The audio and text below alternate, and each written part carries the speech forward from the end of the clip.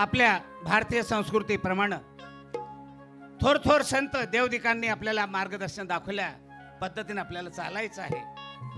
पहिले आपली परंपरा होती, ग्राम जागले होते, त्या ग्राम जागल्यांनी तीच परंपरा कायम ठेवली।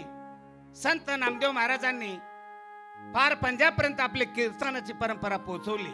तसेच संत जगद्गुरु तुकाराम महाराज यांनी अभंग लिहिले की कधीही भंग न पावणारे असे अभंग। ती अभंगाची रचना मराठमोळ्या भाषेने आपल्यापर्यंत पोहोचवली।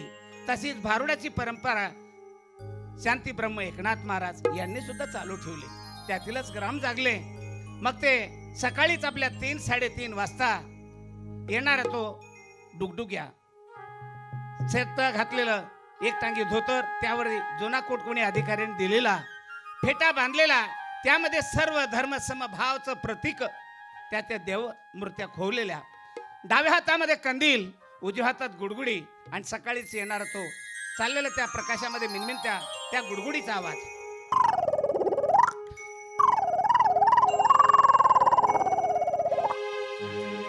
धन्यवाद।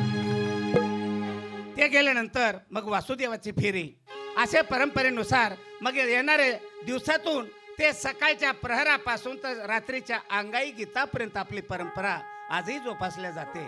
त्यातूनच आपल्या काही परंपरा रूढी ती चालत आलेली आपल्या अजूनही मराठमोळ्या भागामध्ये आपण चालवतो आणि करतही आहोत।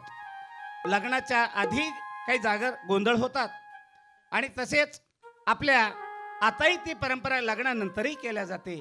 त्यातीलच एक भाग आपल्या समोर आता सादर होईल। आता ते घेऊन येत आहेत जालिंदर शाहीर केरे।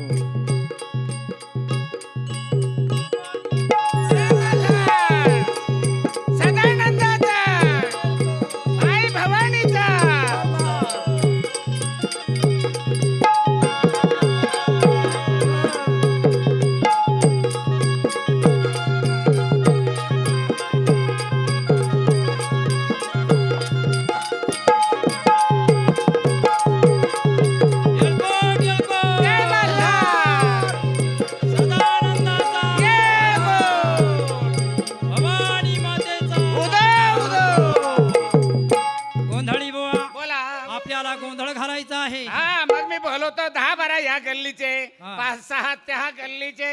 अरे मूर्ख माणसा, काय 10-12 या गल्लीचे 10-12 त्या गल्लीची, तर मारा लावून गोंधळ घालायचा। मग अरे गोंधळ घालायचा कोणता? कारण त्याच्या डोक्यात तोच गोंधळ आहे। गोंधळ कोणता घालायचा? अरे लग्न झाल्यानंतर गोंधळ घालतात, तो हे गोंधळ प्रपंचात सुख लाभावं, शांती लाभावी, बरोबर आहे, सगळं प्रपंच व्यवस्थित चालावा म्हणून गोंधळ घातला जातो। पण आपला जो गोंधळ घालायचा, हा गोंधळ कशासाठी घालायचा? देवीला साकडं मागायचं। बरं, कशासाठी मागायचं? कशासाठी? हे जे दिवट्यावर तेल जळतो, रात्रभर ड्युटीवर तेल जळो, आणि ज्याच्या हृदयातला अवयव निकामी असेल त्याला लवकरात लवकर अवयव मिळो, अशी आपण त्या देवीला प्रार्थना करणार आहोत। आणि म्हणून आपल्याला तो गोंधळ घालायचा। कसा? पंचतत्वाचा गोंधळ मांडलेला आहे, देवीची पूजा मांडलेली आहे, घट भरलेला आहे, आरती चाललेली आहे। आता गोंधळ आपल्याला तळी उचलायची आणि गोंधळ घालायचा। आणि त्या देवीला विनंती करू, देवी माते, हा गोंधळ घातल्यानंतर या अवयवदानाच्या आणि आमच्या देहदानाच्या या संकल्पाला शक्ती दे, बळ दे। चला करूया सुरू। उदा उदा उदा अंबाबाईचा।